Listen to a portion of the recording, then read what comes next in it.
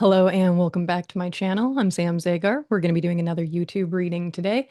If this is something you have an interest in purchasing for yourself and you click the link below and it tells you they are sold out, don't worry, I will load more orders or inventory for availability, but I don't want to overload myself too many. So if I have quite a few to deliver, I will put a pause on them until I get caught up again.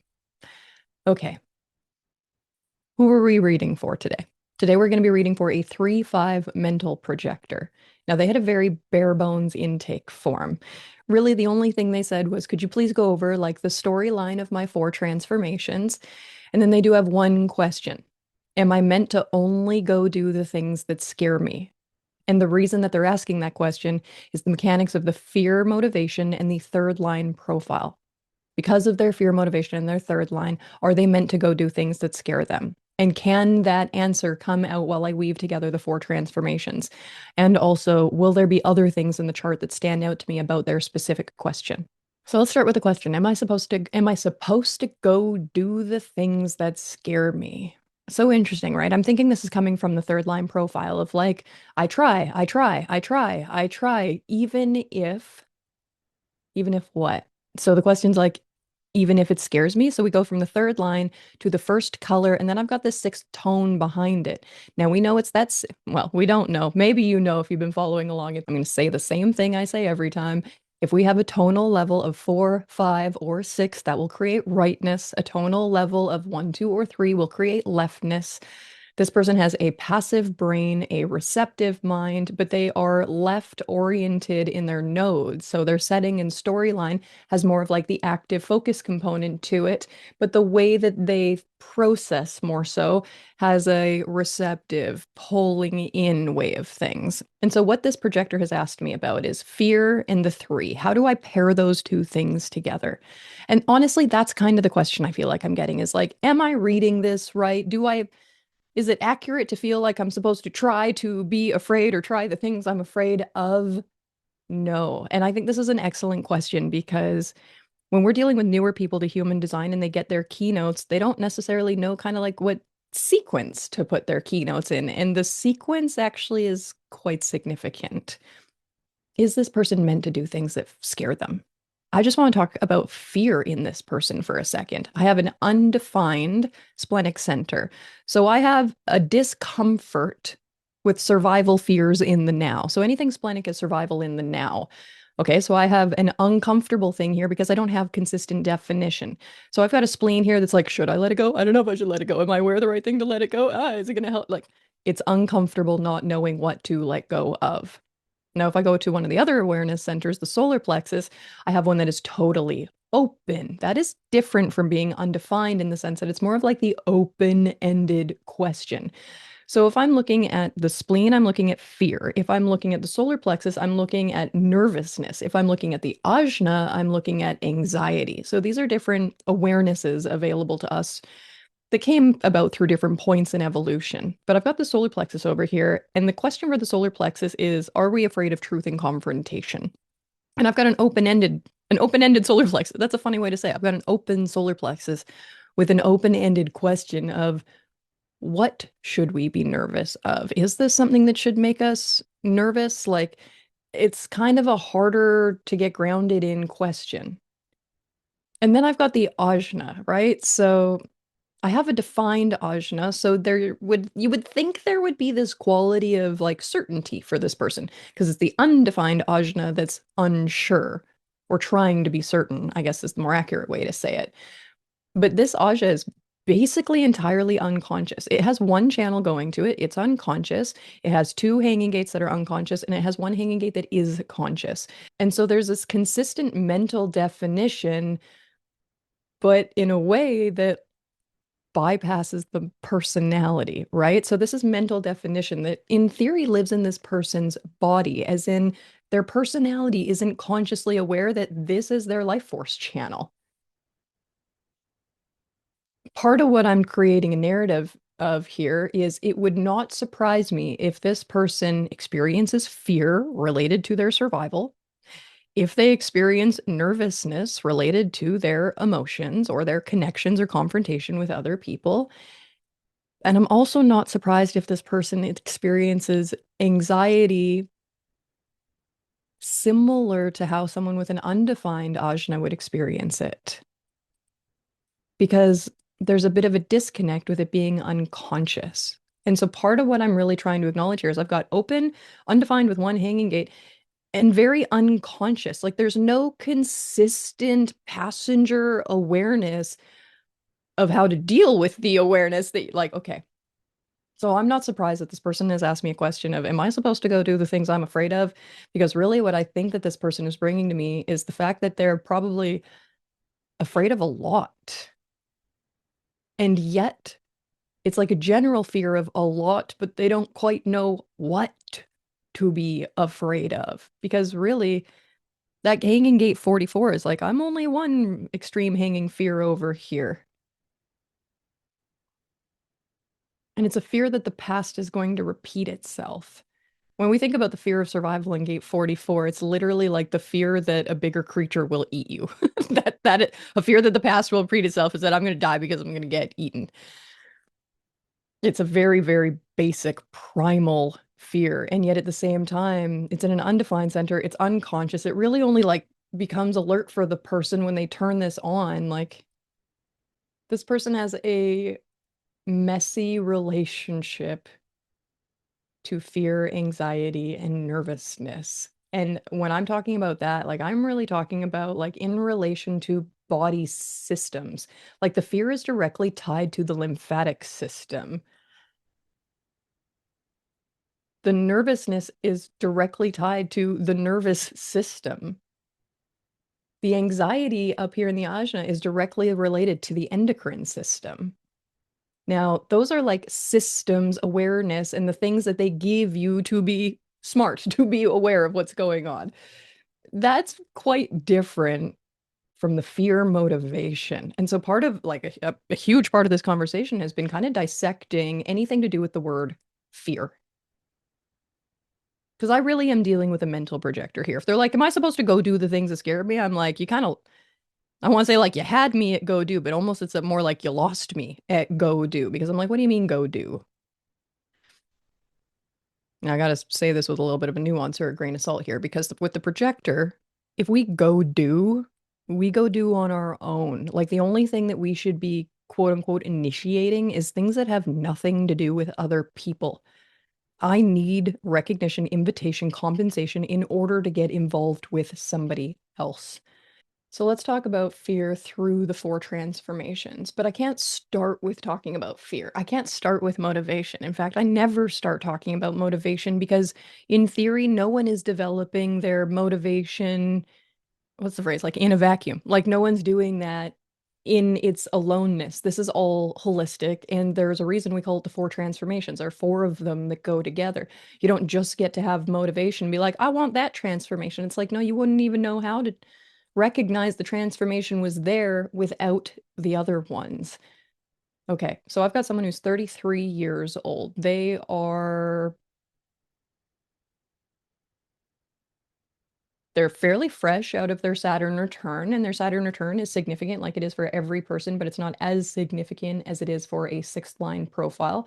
So in general, I've got someone who's just kind of like gone through a bit of a rocky phase and they're starting to level out a little bit. Their rocky phase doesn't have to do with detaching and going up on the roof. They more had like, oh, that was an intense couple of years maybe, and now we recalibrate a little bit. Now, ideally, what the Saturn return does is it moves you to the right environment. And so the goal is that around Saturn return, around the age of 30, you start to, I want to call it drift, but it's almost like you are pulled towards the place you're supposed to be. And Saturn return had something to do with that, right? Like Saturn is what we perceive as the disciplinarian parent planet, except it's not like coming to hurt you. It's kind of like your strict parent that is coming to give you a little bit of like the rules for your life that maybe you have been a little too immature to follow. Hopefully, by the time you get to your right environment post Saturn return, you've actually already kind of figured out the first transformation, and that's how to feed yourself. Now, this is a tricky one, right? Because the first transformation is really supposed to last between the ages of like 0 to 30 years old. If you think about like what it is to start to become an adult according to this chart's development, all you're really expected to do up until Saturn return or up until about the age of 30 is eat. Really, like your self-development is like baby, kid, teenager, what young adult, what I don't know. Like it's hard for me to talk about these things sometimes because I'm like some parts of the world look at you as an adult when you're 15. Some places it's 21. But we put so much expectation on people to mature at a very, very young age when through human design we see that genetically like that's it's just kind of unrealistic expectations. And it's not like, well, they used to be very mature at that age. It's like they used to live until they were 35. Now they live until they're 85. The maturing process also takes longer, just like the whole life process takes longer. You're not really an adult in human design until you're about 30. And the idea is kind of that you figured out how to feed yourself. Now, if this mental projector figured out how to feed herself, she's closed taste. As soon as I read closed taste, second color, this is boundaried. Remember, I say remember like we've had previous existing conversations, y'all will remember. I more so say remember like I remember when I said. Anything that's a two is a hermit. It's boundaried. It's you go on that side, I go on this side. Get out of my bubble, really. And so if I've got a second color determination, it's really saying, get out of my mouth. As in, you're not allowed to come into my mouth. This is the most boundaried eater that we can have. Now, they're supposed to be local, seasonal, whatever. It's like if you can walk to it, if you can go to the market, if you can go to your farmer's market, markets would also be a two. If you could go to your farmer's market, get your local seasonal foods, and you're like, blueberries are in right now, and I just want to eat all of the blueberries, and then they go away, and then apples come in, and you're like, I want to eat all of the apples, right? Like it's what is available to you? What are you craving? Eat as much of it as you want. Now, I did give examples of single ingredients foods, which could be confused with consecutive or alternating. You could be like, I'm craving a Caesar salad. And, like you can mix your foods up, but only eat what you want to eat. If I have closed taste, I'm like, ooh, this is someone who's like, their mode of operating in life is, thou shall not pass. You can't come in here. No, thank you. I don't want that. That's not for me. Like, now I need to tie in the fact that this person is closed taste and they're a mental projector. Like, look how open their body graph is. When I think about the benefit of this person learning how to be boundaried according to their determination, I'm anticipating that this person is also learning something that they apply in general, kind of to their energetics, to their life.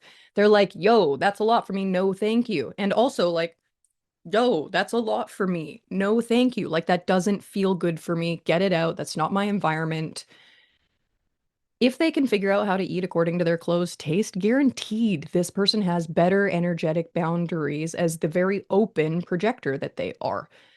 And through their ability to navigate, like, do I want to eat this? Do I not want to eat this? Do I want to be with this person? Do I not want to be with this person? Like, that's kind of what they're learning for the first 30 years of their life. And then they take that and they go find their right environment. And so for this person, I've got a mountains active environment. What's interesting is people with mountains active, it's like we see the mountain, we hear the word mountain, we see the mountain, and we think mountain activities. We think hiking or something like that. Now, if you are a mountains active person, you probably actually genuinely do like something like hiking because there is a active, so left, tonal level, one, two, three. There's a left component, there's a tension, there's a busyness to it. That's the active component. But mountains really means high elevation. So the best this person's ever going to feel is going to happen in places where they can go up, up, up, up, right? If this person lives at sea level and they're like, I feel fine, I'm like, I bet you do. I bet you also don't know how good you could feel if you went higher up, Like, why does this person think that they can't live at high elevation? That's so interesting. If I'm like, okay, so this is your right environment. Are you there? And if they say no, I'm like, why not? And so what is the question of like, did I need to be invited there, or I can't afford to live there, or I can't afford to move, or I don't? It's very interesting to hear what are the questions that come up.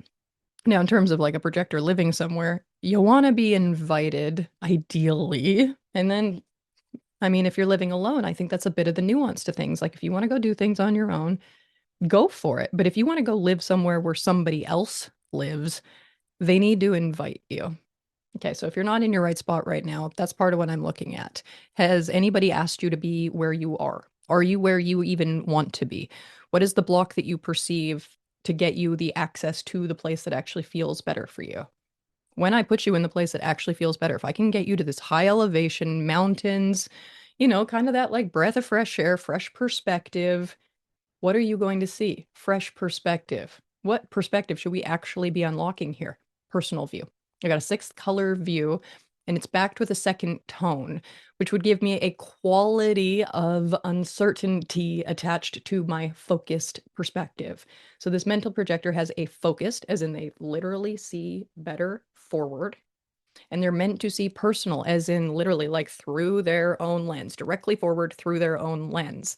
But that view, my ability to make sure that that's actually accurate is very dependent on whether or not they're in their right mountains environment.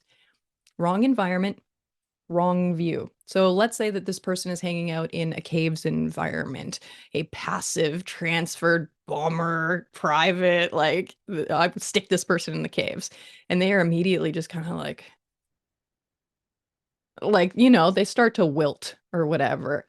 Guaranteed she's looking through Power View at this point. As my person is wilting in their wrong environment, they're probably like, it doesn't feel good here. It's not fair for me to be here. I don't deserve to like who's up, who's down. Poor people live in caves, bad people live in caves. Like, I don't know what they're gonna say, right? But they're gonna start to like unfairly measure the things around them. Whereas if I had this person in their mountains, they're at the top, they've got this big, wide perspective, what do they really start to see? They start to focus in truly on their own stuff, their own actual perspective. Now, when this person is focused on their own stuff, I'm like, we're feeding the brain right. We're in the right spot. We're seeing the right things. We're meeting the right people. That means that we're preparing this person to be outer authority. And so, what is this person as outer authority? They're a mental projector above all else. This is their type. So, as an outer authority, they're here to guide when recognized and invited. If this person wants to be recognized and invited, they have a much better chance of doing that if they follow their strategy and authority and develop themselves according to their four transformations. So if I go find this mental projector, not even go find, but like, oh, they're in front of me. Do I want to invite them to guide me through something? What am I actually needing from this person? You always want the person's channel. Like when you are pulling in or recognizing a projector, you want their channel. So her guiding life force is the channel of awareness. But there's a way that we kind of apply it or work with it. Now, her mind, storing information, taking in information, pulling in information. What information is she actually drawn to absorb? This is where the fear motivation kicks in. And so let's go back to our original question of, am I supposed to go do the things that scare me? Am I supposed to go like trial and error the things that I'm afraid of? Fear motivation is not actually about fear. It's not really about being afraid. Fear motivation is significantly more about being uncomfortable, being insecure, and being curious. Most of us think that fear is a bad thing, something that you want to avoid, something that's negative. However, in many ways, fear, real fear, lives in the splenic center, our original evolutionary awareness center. The fear that's in there is the fear that goes, I need to survive. And so, in theory, we consider fear to be the most intelligent feeling. It's not quite an emotion, no, but it's the most intelligent feeling. It's the most intelligent driving force. It needs to survive. It needs to trust the foundation. It needs to be secure about something. So this person is not meant to be afraid.